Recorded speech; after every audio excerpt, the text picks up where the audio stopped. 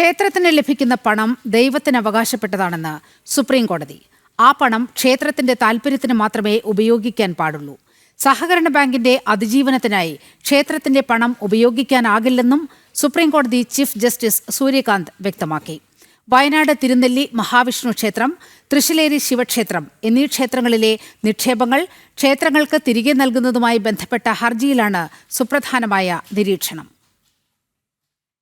വയനാട് തിരുനെല്ലി മഹാവിഷ്ണു ക്ഷേത്രം, തൃശ്ശിലേരി ശിവക്ഷേത്രം എന്നീ ക്ഷേത്രങ്ങൾ CPM ഭരിക്കുന്ന 2 സഹകരണ ബാങ്കുകളിൽ നടത്തിയ സ്ഥിര നിക്ഷേപം പിൻവലിച്ച് ദേശസാൽകൃത ബാങ്കുകളിലേക്ക് മാറ്റാൻ കേരള ഹൈക്കോടതി നിർദ്ദേശിച്ചിരുന്നു. ഇതിനെതിരെ മാനന്തവാടി അർബൻ കോപ്പറേറ്റീവ് സൊസൈറ്റിയും തിരുനെല്ലി സർവീസ് കോപ്പറേറ്റീവ് ബാങ്കുമാണ് സുപ്രീം കോടതിയെ സമീപിച്ചത്. തിരുനെല്ലി മഹാവിഷ്ണു ക്ഷേത്രത്തിന്റെ 1.73 കോടി സ്ഥിര നിക്ഷേപമാണ് മാനന്തവാടി അർബൻ കോപ്പറേറ്റീവ് സൊസൈറ്റിയിലുള്ളത്. തൃശ്ശിലേരി ശിവക്ഷേത്രത്തിന്റെ 15.68 ലക്ഷം രൂപയുടെ സ്ഥിര നിക്ഷേപവും മാനന്തവാടി അർബൻ കോപ്പറേറ്റീവ് സൊസൈറ്റിയിലുണ്ട്. തിരുനെല്ലി മഹാവിഷ്ണു ക്ഷേത്രത്തിന്റെ 8.5 കോടി സ്ഥിര നിക്ഷേപവും തൃശ്ശിലേരി ശിവക്ഷേത്രത്തിന്റെ 1.5 കോടിയുടെ സ്ഥിര നിക്ഷേപവുമാണ് തിരുനെല്ലി സർവീസ് കോപ്പറേറ്റീവ് ബാങ്കിലുള്ളത്. കാലാവധി പൂർത്തിയാക്കാത്ത ഈ നിക്ഷേപങ്ങൾ ഒറ്റയടിക്ക് പിൻവലിച്ചാൽ സഹകരണ സംഘങ്ങൾ പ്രതിസന്ധിയിലാകുമെന്ന് ഹർജിക്കാർക്ക് വേണ്ടി അഭിഭാഷകർ വാദിച്ചു. എന്നാൽ ഈ വാദം അംഗീകരിക്കാൻ ചീഫ് ജസ്റ്റിസ് സൂര്യകാന്ത് അധ്യക്ഷനായ ബെഞ്ച് തയ്യാറായില്ല. ഹൈക്കോടതി ഉത്തരവിൽ ഇടപെടില്ലെന്ന് ബെഞ്ച് വ്യക്തമാക്കി. പണം ദേശസാൽകൃത ബാങ്കുകളിലേക്ക് മാറ്റുന്നതിൽ എന്താണ് കുഴപ്പമെന്ന് സുപ്രീം കോടതി ചോദിച്ചു. ക്ഷേത്രത്തിന് ലഭിക്കുന്ന പണം